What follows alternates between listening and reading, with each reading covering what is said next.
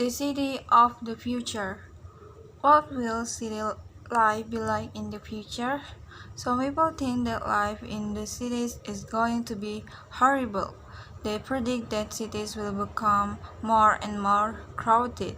As the number of people increases, there will be less space for each person. This overcrowding will cause other problems, more crime, dirtier streets, and worse problems with traffic than we have now. How will people find enough drinking water, energy, such as gas and electricity, and, and housing? Because life will be hard. People who live in cities will worry more, and they may become sick. For these reasons, some say that nobody will want to live in urban areas. How can we solve such problems as overcrowding, crime, and traffic? In some cities, thousands of people are already sleeping in the streets because there is so little suitable housing and because rents are so high. The crime rate isn't going down.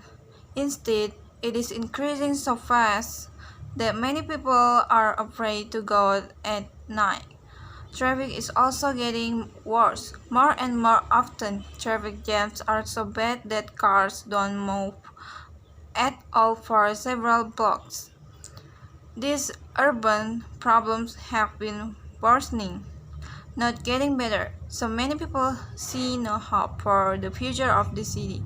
Los Angeles, California, for instance, has no subway system, and the buses are slow. Instead, most commuters drive many miles from their homes to work. Many of these drivers spend several hours each day on busy freeways. New York, by contrast, has a mass transit system, buses, commuter trains, and subways, because the public transportation is crowded and dirty. However, many people drive private cars, and the traffic jams are worse than in Los Angeles.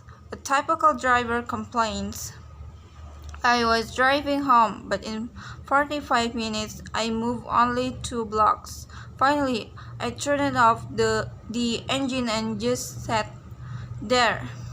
A lot of people left their cars where they were in the middle of the street and went into a bar for a few beers. On the other hand, some cities have clean, fast, and pleasant public transportation system.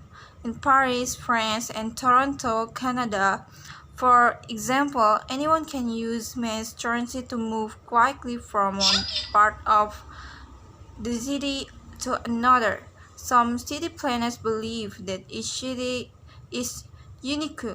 In other words, that because of cultural difference, one city cannot copy a solution to a special problem from another. But others feel that cities can learn from one another. Not all people believe in the horrible prediction for cities of the future. Instead, they feel that they can solve present urban problems and prevent future ones. The disadvantages of any modern city are not unique to that city. That is, cities all over the world have to solve the problems of traffic, jams, crime, housing, energy, drinking water, and overcrowding.